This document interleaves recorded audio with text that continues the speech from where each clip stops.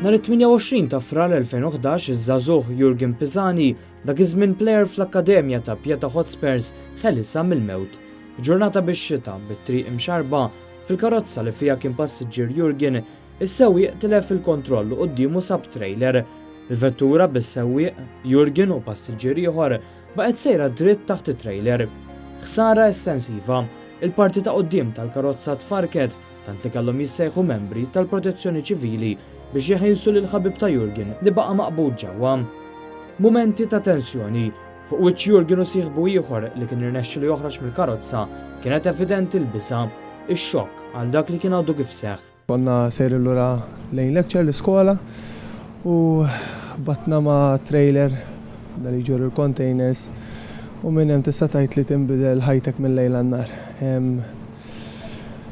Wara l-accident ħafna operazzjonijiet, nista' ngħid inġeris f'għajnejja u fi spalti, sebasjat operazzjoni. Għalkemm Pisani ħareġ mill-karozza, dan kien biss l-ewwel pass minn sena ta' taqtih il-qalb li Jurgen kellu jagħmel mal-ħajja biex jirkupra saħħtu.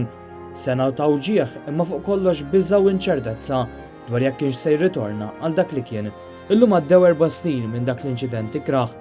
Fortunatament Jurgen irkupra għal kollox u sar wieħed mill-iktar żgħażagħ promittenti fil-Kampjonat Premier Malti. Minkejja dak li għadda minnu tispikka l-pożittività ta' Jurgen li jgħid li din l-esperjenza mlitu b'saħħtu u beda jħares lejn il-ħajja b'mod differenti ħafna. U jispjega li l-effetti ta' dak l-inċident ħallew impatt fuq familtu u sħabu li l-koll inkwetaw għalih minn barra l-qata li ħadu malli semgħu li hu kien f'dak l-inċident. Jiftakar li lejlet l-inċident kellu waħda mill-aqwa partiti li lab kontra msida St. Joseph. L-għada spiċċa rikoverat l-isptar wara inċident li telli flus ta' ġun sħiħ tal-futbol. Minkejja li l-inċident li kellu ma jista' jinseħħ qatt u mhux tal-irkupra tal-li qed jikseb suċċess wara l-ieħor.